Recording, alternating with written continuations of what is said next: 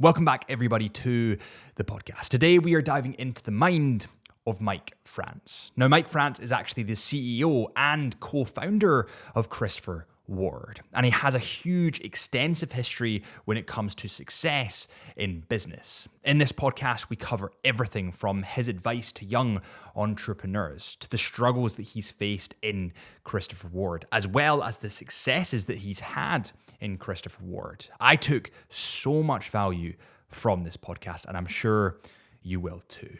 If you could do me a huge favor before we start this podcast, if you could hit that subscribe button, 5-star button, follow button, whatever it is, wherever you are, I'd really appreciate it. Honestly, guys, it helps me so much more than you would think. This is the Into the Mind podcast, and my name is Harrison Brown. If you're watching or listening, I hope this helps.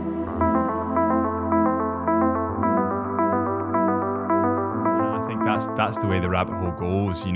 I see it so much in the industry. People get their first maybe entry level, quite relatively affordable watch, and fast forward 3 years and they've got a watch collection of 8, 9, 10 pieces, and they want to know every intricate detail of the watches.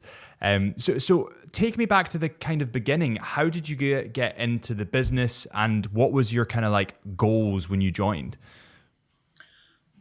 We got into the business really to some extent out of boredom. We'd recently sold a business that we'd owned called Early Learning Centre, which was an educational toy business, and in the very fortunate position of not actually having to do any more work, but. I genuinely believe that we're here to be productive, and so lying on a beach isn't particularly appealing if you're wanting to contribute. Apart from contribute to your suntan, very quickly after selling Early Learning Centre, we decided. I suppose I decided that I wanted to start something new, and you always want to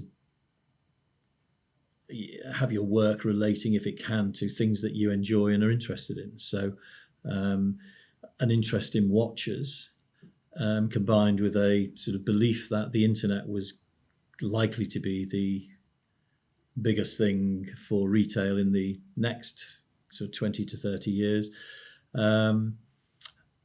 And so the two things merged into, let's set up a watch brand, and let's do it slightly differently to what's gone before. So that meant a different price position, a different business model, and a different approach. And mind you, at the time we knew absolutely nothing, and so as I look back, it was brave in a number of ways for us to do it, but somehow through good luck rather than anything else, we've managed to survive the last 20 years. Well, listen, I think luck has a part to play in every new venture, but I think hard work is what luck is eventually. You see some people being lucky, but you don't see the 10, 20, 30 years of work before that they've put in to get to that lucky stage. So I think that there's been a huge amount from the Christopher Ward team of work put in before you've had this huge growth spurt, which I've seen. How does your business model differ from that of let's say more of a mainstream Swiss brand? Well, I suppose the most fundamental issue is that we are our own retailer. So we eschewed the traditional wholesale business model from day one. Now that doesn't necessarily mean that you are going to position yourselves at a price point that for the quality of the product makes you unique, because you could always just go for a bigger margin. But we decided from day one that we would apply what's a typical sort of mainstream retail margin if you were your own label retailer, as I say, an Early Learning Centre was, or Marks and Spencer is. The traditional markup in retail is 3 times. And that we applied from day one. The other thing that I think differentiates us is we set off to structure the ranging more on a automotive model than a typical luxury model. So most luxury brands position themselves in a particular cubby hole within the market, particularly the big groups. So if you take Swatch, for instance, you've got a brand such as Tissot competing at the entry level, and you've got Breguet competing at the very top level. And they've got any number of brands in between that. And you and I can segment the market any which way we like, but most brands have a fairly small level of parameters around which they operate, certainly in terms of price pointing. We decided, as I say, to develop an automotive model because we didn't see anybody else really doing it, which was simply put to say that if you take a BMW, for instance, you can buy a 1 Series BMW, which would be your entry level, or you can buy an 8 Series BMW, which would be much higher price. But what you are getting is a similar value. What you're getting is a lot more of the same quality in your 8 Series, but there's no differentiation in this sort of care and construction of what you're getting, even with a 1 Series. And that was the model we decided upon because it meant that ultimately we could be entry level in each of the segments rather than just entry level per se.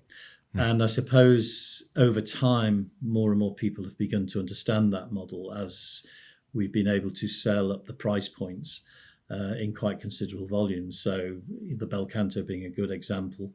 I don't think anybody would necessarily say a £3,500 watch is an entry-level watch in price point, but against the watches it's competing, it's definitely an entry-level watch. Yeah. So that's another differentiation, that we're able to be entry-level in each of the segments, and that's, I think, increasingly holding us in good stead. So you don't think that that's putting you don't think that's putting parameters around your brand? I know that when we look at other luxury, let's say Swiss brands, as you said, you've got your Tissots, then you move your way up and all the way to the kind of Breguets. Yeah. And everyone has their own segment of the market, but people tend to put things within parameters. They tend to put them in a box. They say this is your $1 to $3 grand mark over there, and that's your 3 to 6, and then so on and so forth. You don't think that people will do that with Christopher Ward? You think that you can totally segment it depending on each line you release? For example, the 12, you might have that within parameters, and then another line you might have in different parameters. That's the belief, and I think increasingly it's being seen. I mean, some people would prefer us probably to stay on our lane, as they might say, but we've never stayed in our lane particularly. And I think as the brand gets more famous, as we spread the word, as we say, more and more, I think people are beginning to understand and both expect and respect the fact that we are able to do things that are outside of what you would normally expect a brand like us to do. So I've just come back from Worn and Wound in San Francisco, for instance, and you're talking over 3 days to an awful lot of watch collectors. Some who are serious watch collectors, and their demands of us are, increasingly, when are you going to come out with something even above this, even above, so we're always driven by the customer to some extent. But what I explain to people is, whilst we may have future watches that are even more expensive than the most expensive watch we have today, which is the 12X, the value proposition will always remain the same because we'll always apply the 3 times markup principle. Mm-hmm. However, we will never, ever forget those real entry-level watches, let's say sub £1,000 or dollars, we will always be looking to develop and work hard to improve the offer down at that level, because in many ways that's where the journey into the rabbit hole that many where people start, and for us, that's where we all started. But also, if you can have people start with you at that level, then over time, as their disposable income grows and their interest and confidence in watches grows, then as well as other brands, they're also likely to reinvest in you over time. And that if they can find things that are available in all of these segments that are Christopher Ward branded, then that's good for business for us. But it also means we have the opportunity of having very long-term relationships with our customers, and that's a really important thing in the world of watches. Would you consider yourself a disruptor of watch brands? And the reason I ask is because the Swiss watch industry, from what I've seen working at Chisholm Hunter, it can be quite old-fashioned in a lot of ways. And I mean, I say that with the greatest respect. However, comparatively, you're looking at the fashion industry, it's so fast-moving. The luxury industry is a little bit slower, as it should be, because luxury items last a lifetime. But typically, older-fashioned brands or slower-moving brands don't like things going against the norm. So would you say that Christopher Ward is maybe disrupting that a little bit? We never use the word disruptor about ourselves. Other people have done. I think after 20 years, we're probably no longer seen necessarily as a disruptor. I think what we would prefer to describe ourselves as is sort of innovators. It was reasonably innovative 20 years ago to decide to be online only, selling watches, when people really believed that you would never have a business that could sell these sorts of products at these sorts of prices online. But then in 2004, people thought you'd never sell clothes online. So, the world keeps changing. I think the industry has a tendency, and probably appropriately, towards conservatism, and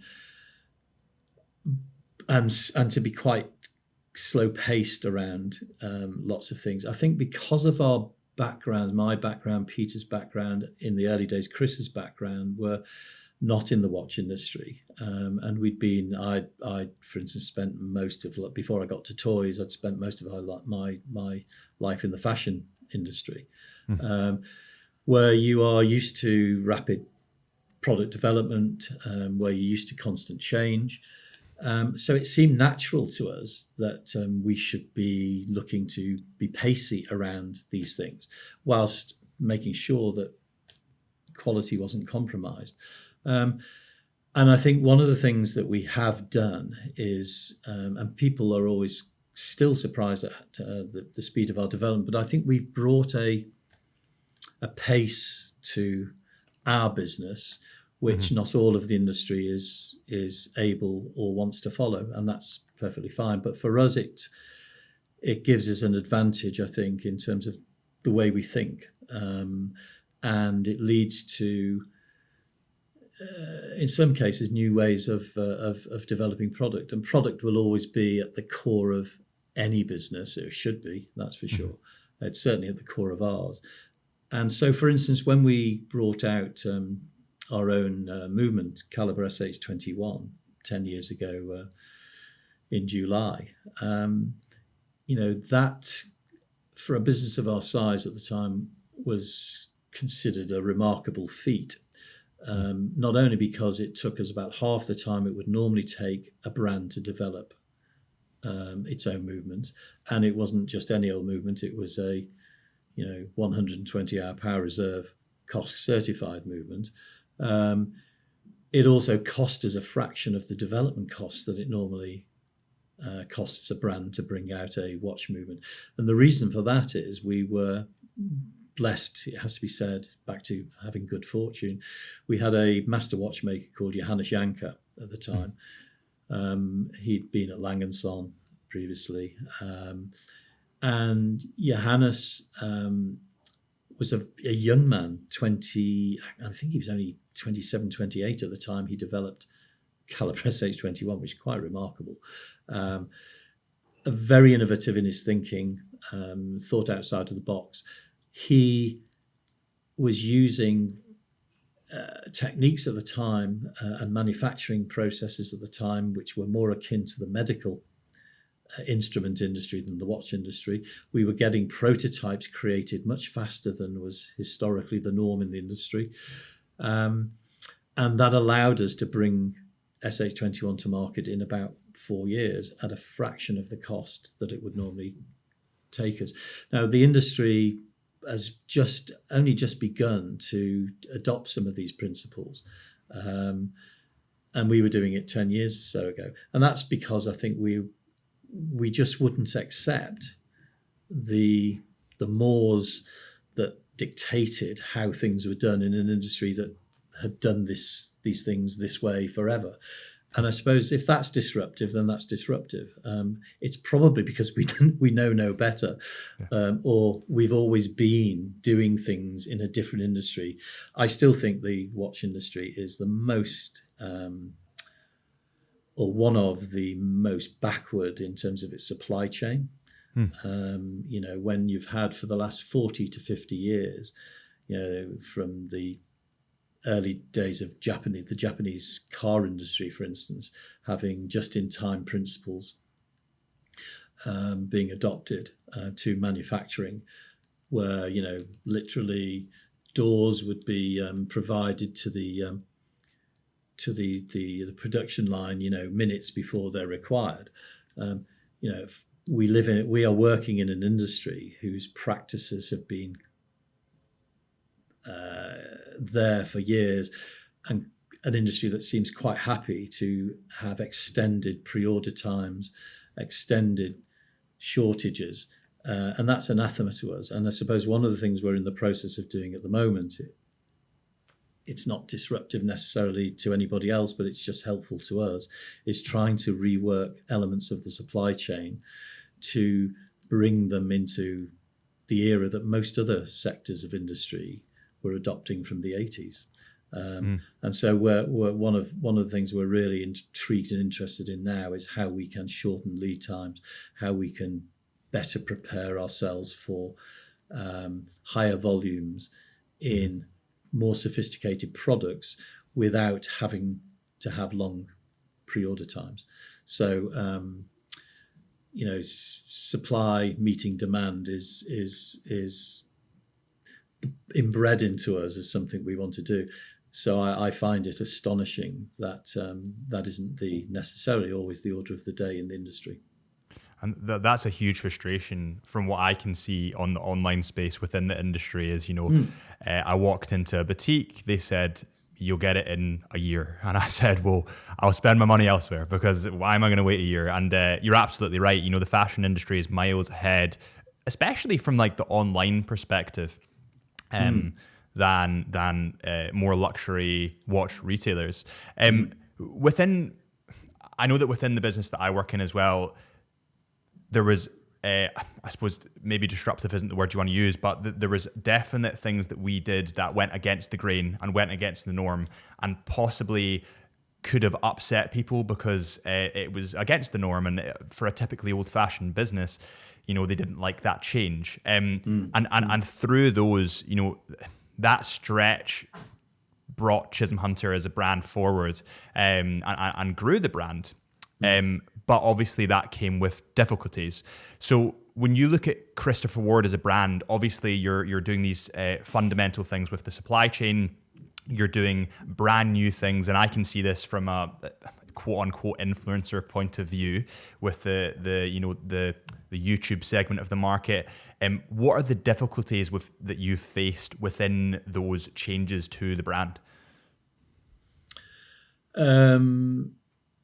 You're talking about the supply side changes. Well, just any changes that you wanted to make to Christopher Ward that maybe had that they weren't seen before. So possibly people would say, well, we've never done it before, so how do we know it will work?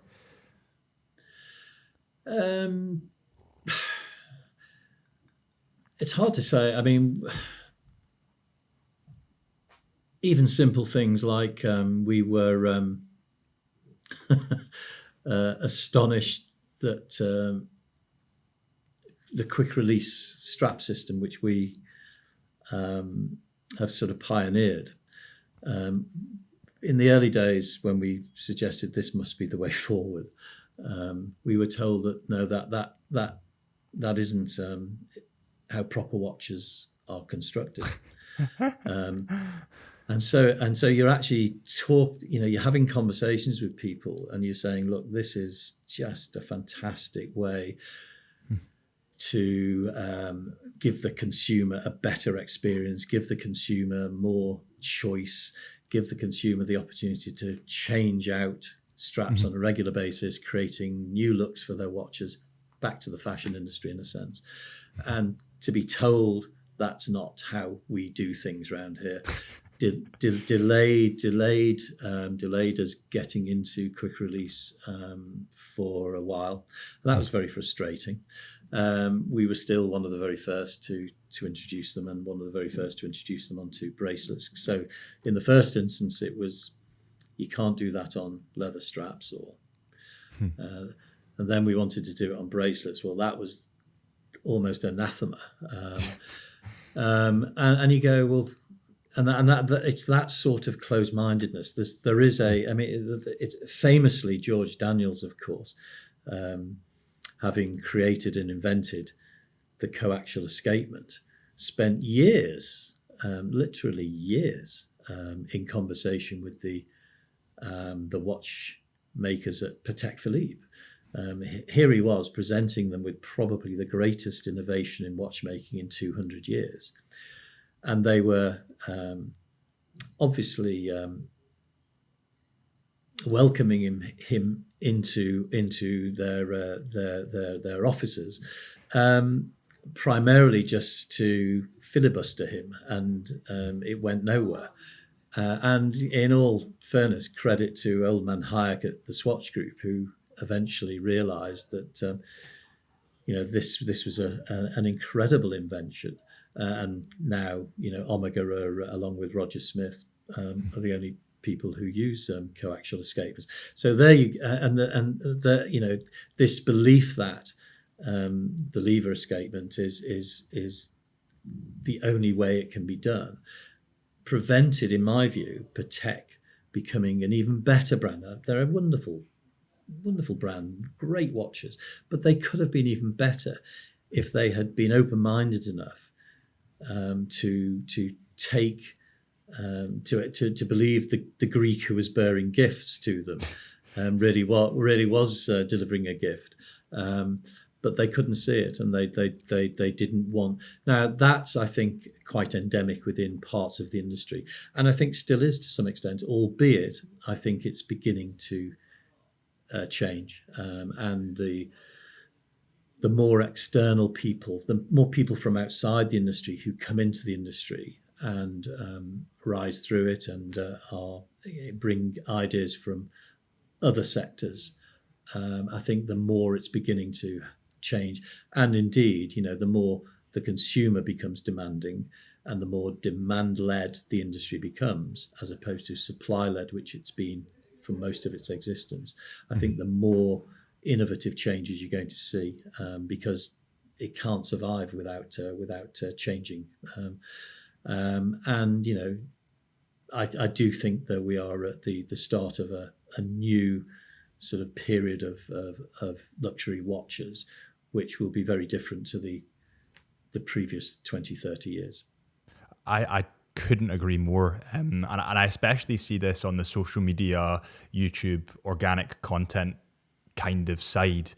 And that's one of the things that I was going to ask you about is Christopher Ward as a brand are, credit to you, absolutely fantastic to deal with in terms of their speed, in terms of that their marketing nous, And I say that as a marketer, that's what I do. So honestly, credit to you. How do you manage that side of things? Is there a strategy in place for your marketing? I know that a lot of the things you do is connect with YouTubers, connect with influencers, if you want to call them that, watch bloggers, podcasters. Do you have a strategy in place around that? I'd like to think so. And I suppose we're very fortunate that going back to the origins of the brand, if we were only going to be online, which we were from day one, and we didn't have the sort of marketing budgets that some of the bigger brands had, then spreading the word was going to be, by word of mouth was going to be critical for us. Again, the look that we had was that social media was kind of born at the same time that we were born as a brand, albeit in those early days, it wasn't even described as social media. But I think Mr. Zuckerberg, set up Facebook in 2004, for instance. So we have always been in tune with the online world that exists in watchmaking and for watch aficionados and those interested in watches. And we were incredibly fortunate very early on to learn the power of forums. Again, purely accidentally, and I've told this story on a number of occasions, but in our first Christmas, we were being talked about on timezone.com, which at that stage was the largest watch forum in the world, more than Rolex. And we didn't even know TimeZone. We didn't see any of this because we didn't even know timezone.com existed at the time. But we'd shipped a watch to a guy called Dave Malone in Tasmania, who was determined to expose us as the fraudsters that we surely were, because he'd seen an advert in the Independent newspaper. No doubt somebody had sent it to him. And Dave knew a thing or two about watches and absolutely knew that nobody could provide an ETA 28242, a genuine ETA 28242, in a watch of this ilk at the price we were offering at. Therefore, he was going to expose us. He bought a watch with that intention. He took the back off when he got it. And to his credit and to our eternal good fortune, he realised it was a genuine Swiss-made ETA movement, and he posted a long post on TimeZone, and he was one of the key posters at the time, which effectively said, and I think actually said, I've discovered the best value mechanical watch in the world. And that led to a frenzy of excitement, as you can imagine, with people buying, not in huge numbers at that stage, it should be said, but we were getting orders from all over the globe and had no idea, apart from our marketing genius, as to why that might be the case. Michael Sandler, who was the owner, chief moderator of TimeZone, believed that we were paying people to write nice things about us on his forum, so he started banning them. One of those people he banned was a Dutchman called Hans van Hoogstraten. Hans, so indignant at being kicked off this forum, contacted us to say, look, can I set up a forum around Christopher Ward? Because I think what you guys are doing is fantastic. We said, yeah, okay, off you go, which he did. And that forum now has tens of thousands of members. And so from early days, we knew this subterranean world existed. And of course, as well as I, probably better than I, that world, the social media world as it's become known, has become more and more important, more and more influential in the watch world that we all live in. We're more informed now than ever about everything, but particularly about products like watches, which grab people's interest, and social media in all of its various forms gives people huge opportunity to discuss, learn, criticize, praise, just generally get involved in an industry that they're fascinated with. And we have recognizing that and recognizing that many people in what I call watch world are getting most of their information from places such as YouTube. It would be really daft of us not to want to communicate via those channels. And so that, from an early stage, we decided that that's what we would do. I think then another key moment was COVID. And I think what happened then, we all know. We all effectively went online. It was the only place we could communicate with people.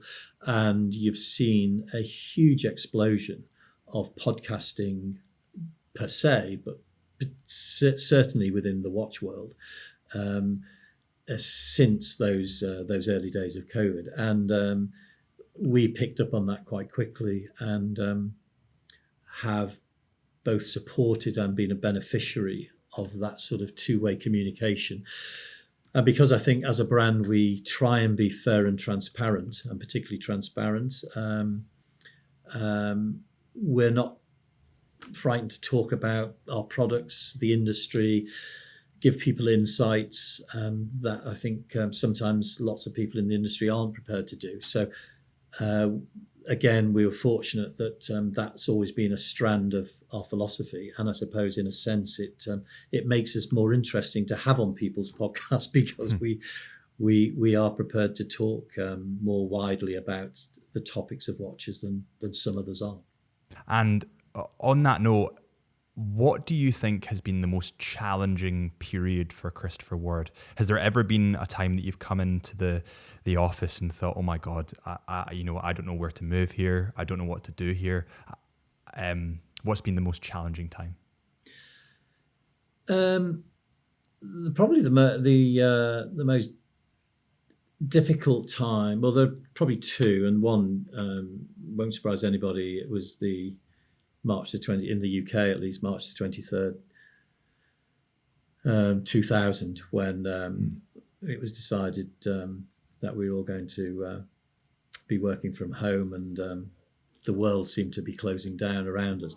So that was an interesting time, but we went on the front foot, and we ended up having a great COVID, where we gained huge market share. We went on TV for the first time. I'm very pleased to say that in April of 2000, the only two people in the UK who were creating new adverts were the UK government and little old Christopher Ward. So that was good news. So as everybody, I suppose one of the things we try and do is zig when everybody zags, or zag when everybody zigs. And so everybody was closing down, pulling back, and we decided we would go on the front foot, and it fortunately for us it worked. So when the watch industry stepped back 30% that year, we stepped forward 30%. So there was a 60% gap between us and the industry, which helped. Prior to that, I suppose the biggest period of concern was when the Swatch Group back in 07, 08 determined that they would not be supplying ETA movements to third-party manufacturers anymore. And that was a huge threat to not just us, but the entire industry, because suddenly the engines that we'd all been using were no longer going to be available to us. Mr. Hayek, whose decision it was, probably didn't realise what was going to be it was an unintended consequence of his action, which ultimately was overturned and didn't happen. But for several years, he spawned more innovation in the industry than it had seen in a century, probably, because people like us determined that, well, if that's the case, then perhaps we're going to have to create our own movement. So that was essentially how SH21 was born. And it's also how a number of other true in-house movements were born from other brands.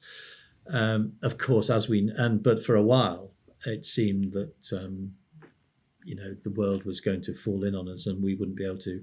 And we were talking about, well, do we go to Japan? Do we use Myotas? Yeah. What do we do? Do we ditch Swiss made and become a different type of operation and brand? We decided, as I say, that Swiss made was important to us. So we decided to crack on, and maybe we could create our own movement, which we eventually did. In the meanwhile, everything changed again, and all of those movements became available. But one of the biggest changes that occurred was Solita, seeing the opportunity, took the opportunity to grow their business. And Mr. Garcia did an amazing job of building Solita now into a fantastic movement manufacturer that in many ways has replaced ETA for the vast majority of watch brands. But that was a worrying period for sure. But mostly it's just been great fun. I can't remember a single day when I've not looked forward to coming into work. And I'm a very fortunate chap, because that's been true of my entire working life. I've never thought of it as a job. It isn't work to me. It's enjoyment. So challenges come, challenges go. It's you're there to create solutions to the problems. It would not be fun if it was easy. And certainly the watch industry isn't easy. Yeah, if it was easy, everyone would be doing it. That's what the CEO of Chisholm Hunter always says. If it's easy, everyone would be doing it. So have fun and kind of don't see it as a job. I think as soon as you see it as a job, it takes the fun away from it. And I think that's one of the struggles, but also benefits to what I found when managing people is if you can get them to genuinely have fun in their job, in their role, they will do anything. They will put in the extra shift. And I think that as a manager, you need to realize that if you don't give people fun, then why are they there in the first place?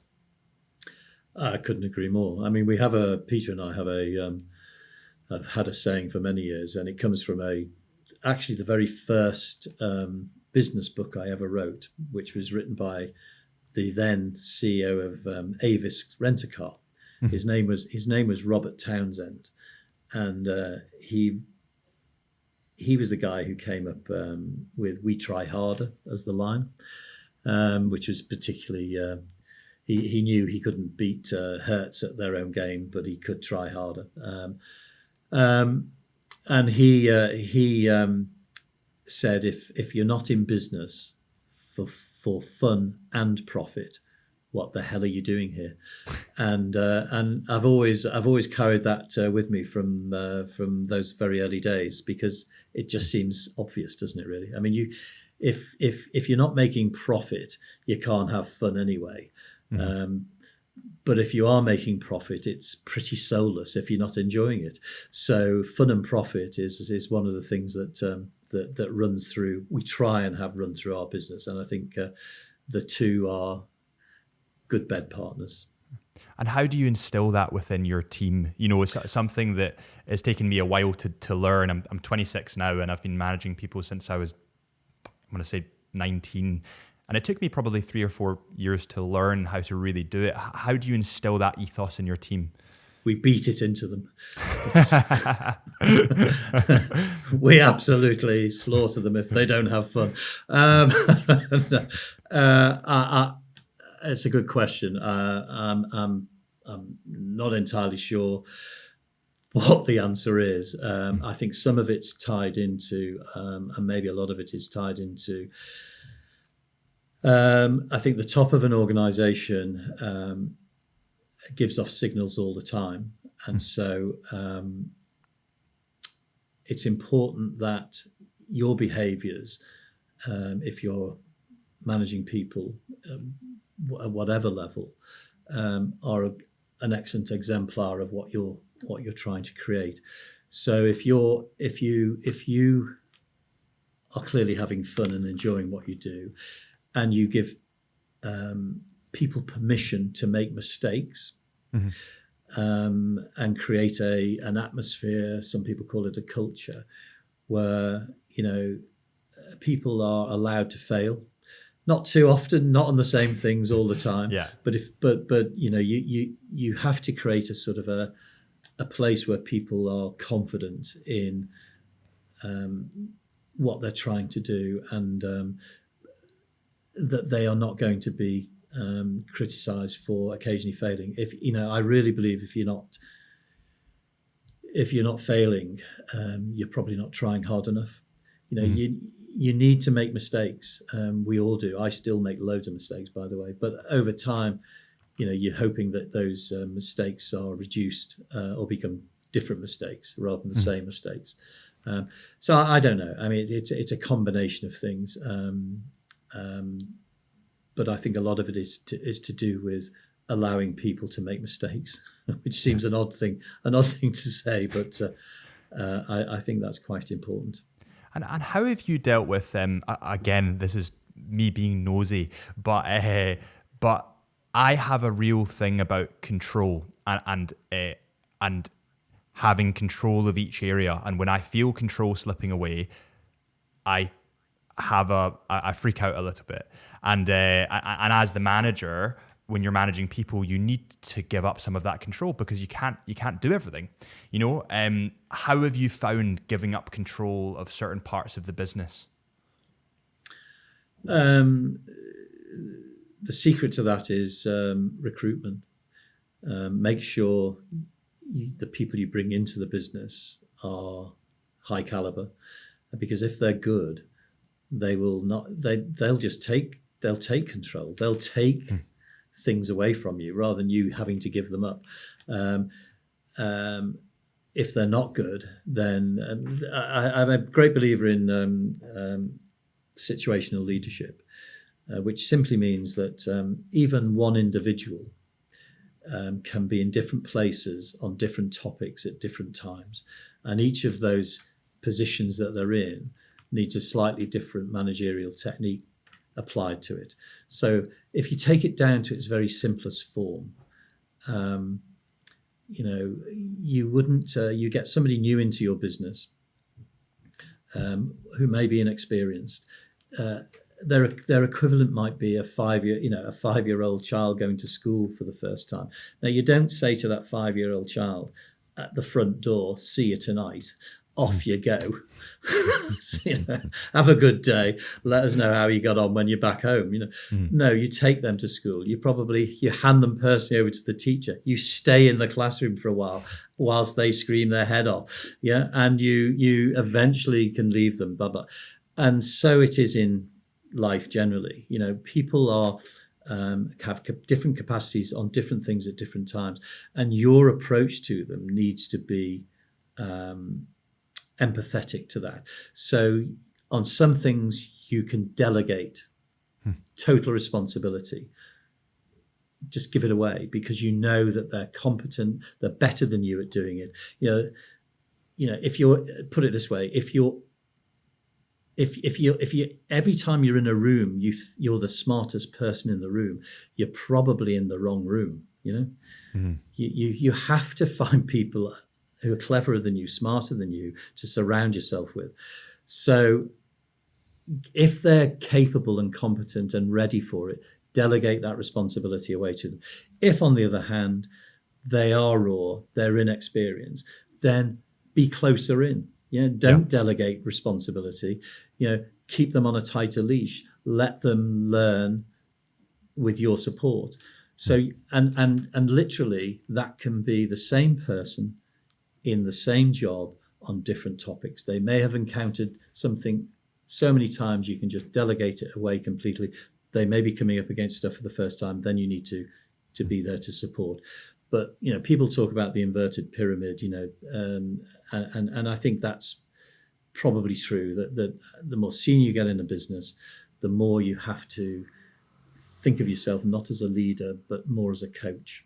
Yeah. And you're there to support people, but it always depends on fantastic recruitment, and we don't always get that right. It's sometimes it's a bit of a lottery. No matter how efficient your recruitment processes are, you will still make mistakes on people. They may just be not a good fit for your organisation, whatever it might. They may have conned you into the skills that they thought they had through the interview process. For whatever reason, you're not always going to get it right. But over time, if you then face up to those poorer decisions about people, and it's best always for them to move away faster rather than slower, you end up with a great team of people. And we at Christopher Ward, I have to say, again, really fortunate that we have a fantastic team of people. So on a lot of stuff, they'll do it far better than I will do it anyway. Yeah, and I think that a huge part of people's jobs and people's happiness is actually linked to purpose. Now, if you don't give people responsibility, then they're not going to have a purpose in their job because they're not responsible for anything, right? So, you see this in people in my age getting to about 30. They all start running marathons because it gives them purpose in their life. It gives them something to strive towards. If you don't give up that responsibility and give people a little bit of responsibility and nous to do their own thing and to have a purpose in life, they're not going to be happy. And then as a consequence, your business will suffer. Absolutely right. Yeah. How does the design process work at Christopher Ward? I heard something about there being a room with the next 2 or 3 years of designs in the room. Is that true? Yes, I don't know where you've heard that, but yes, it is. Well, I'm sure, like most brands, we're working way ahead. It doesn't, creating some of the products that we put out there, they don't happen overnight. So yeah, we're constantly working in years, in some cases years ahead, and so. We're constantly analysing the market, constantly looking at things. And this is a group of people, not just the new product development team, although it's their core responsibility. Good ideas can come from anywhere, including our customers. So we're constantly collating information from everywhere we can about watches, the trends, what we think our interpretations of those trends could be, and they all over time get distilled into actual things that we might want to do, and once we have agreed that this is a direction that we, watch that we want to, or whatever it might be that we want to think about putting into our collection, then there's a process by which we go through a refining of that idea into a final product, which then eventually gets launched into the collection. But it's staged. You've got prototyping stages. You've got 2-dimensional and 3-dimensional CAD designs to begin with, leading into 3D printed versions, leading into prototype samples, leading into final sign-off samples, leading into final production, and depending on the complexity of the watch, that can take anything from sort of 9 months to three years. What collection are you most proud of? Well, they're all like children to some extent, so I hesitate to upset any of them. But I think probably the 12. I've got one on right now. I saw that. I think the 12 is right now is just such an exceptional collection of watches in so many ways. It's exemplified by the launch only just over a week ago of the 12X, which contains our own Caliber SH21 movement. Which is probably in some ways it's a watch that it's the watch we decided was going to be the watch that we celebrated our 20th anniversary and also the 10th anniversary of SH21 with. And I do think it represents the zenith of, if you'll forgive that pun, if it reflects the zenith of what we have achieved in many ways. Some would point to the Belcanto, and that's an amazing watch for different reasons. But as a collection, as an entity, I think the design, the level of care and attention to the details of the design, and then the finishing that matches what we asked for and wanted in that design, is at a level I think that I think I think the team can be justifiably proud of, and it's been seen in the response from the customer. They're absolutely in love with that collection. So, but things like the Trident, been with us a long time, and I think so many people come into our brand via the Trident collection, particularly these days the Trident Pro 300, which in many ways again was a collaboration with our customers. I mean, particularly the members of the forum who often are involved by invitation, and if we didn't invite them, they'd bloody well come in anyway. Have lots to say about our watches, and they gave us some really great steers on what they wanted in their perfect contemporary dive watch. And we listened to some of that and invested it into the Trident Pro 300, and it has been a phenomenon. So, as I think everything we've done sort of since 2015, 2016, I think really stacks. Yeah.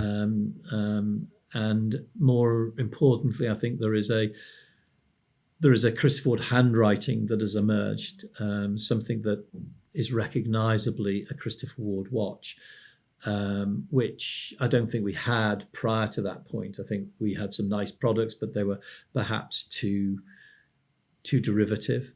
We weren't confident enough or didn't have the skill set at the time to really create truly signature products, which the appointment of somebody like Adrian Buchman back in 2015, who was and still is one of the finest watch designers in the world, and now sits on our board, I'm pleased to say. He brought a level of expertise and thinking that we hadn't really had access to before in terms of watch design. And since 2015, product after product, collection after collection has raised the bar. And that's entirely what we want to continue to do. We're never going to be completely satisfied. Yeah. We want to continue to push the boundaries of what's possible. For us, that's what gets us out of bed in the morning, and bring to the watch world and watch fans things that they never dreamt they could have at the sort of price points that we're able to deliver them at.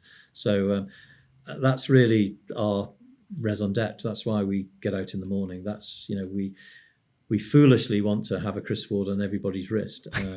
Soon. Yeah, dead soon. The likelihood is of that happening is rather small, but it is noticeable that more and more you come across a Christopher Ward, and it's always still the biggest buzz ever to to see somebody sporting a CW, and that's what makes me. It makes the hairs on the back of my neck stand up, and that's what we want to do more and more of. Yeah.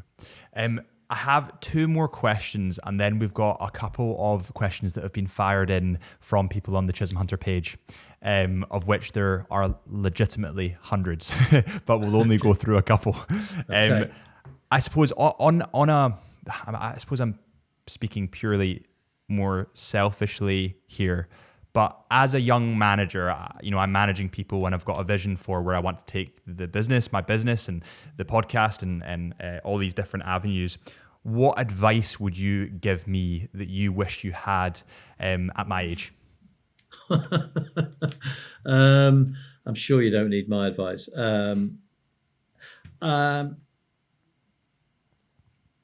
It rather depends, but I think if you're true to yourself, and you care about what you're doing and you care about the people you interact with, you're not going to go far wrong. It's going to be all right. If I knew when I was 18 where I'd be now and the journey I'd have taken, I'd have been pretty happy. Of course, you never know. The other thing, and I think this is the fundamental thing that you need to retain, is curiosity. Always be curious. The moment you lose curiosity, the moment you start digging underneath things, being open-minded, then you lose sight of a lot. So always try and be curious. And that open-mindedness probably gets harder as you get older. So you have to, and as you get more successful, don't believe your own publicity. Be curious and be paranoid. That's great advice. Thank you very much. I think you've given me a lot to think about there. The second question is, what do you think is the biggest lesson you've learned in your career so far?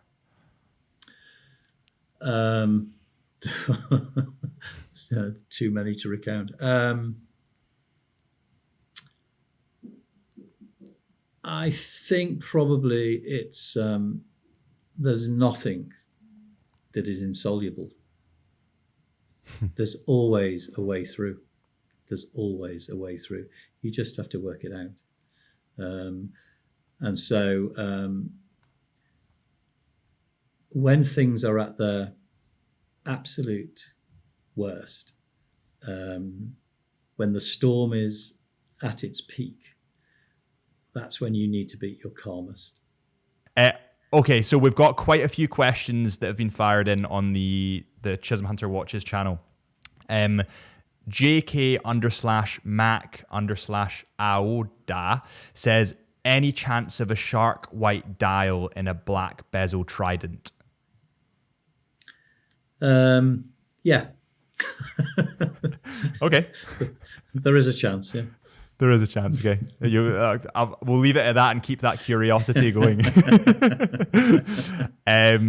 Cristiano997 says, are they planning on releasing more quartz watches? Interesting question. We've recently launched a C63 Valor, which is one of our military watches, and it's gone down an absolute storm.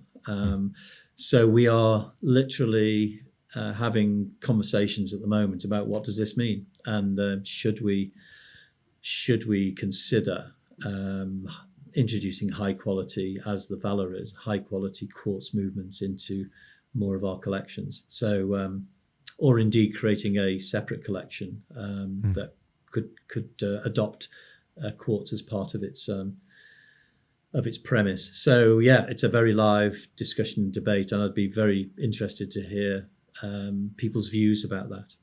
So whoever asked the question, if they could let me know what they think, I'd be fascinated. Thank you. Absolutely. And on a personal standpoint as well, I'd be very excited to see those kind of things coming through, the quartz movements coming through. I think quartz watches get a lot of stigma especially amongst luxury watch enthusiasts. And I don't think they should. I think they're actually quite a brilliant thing.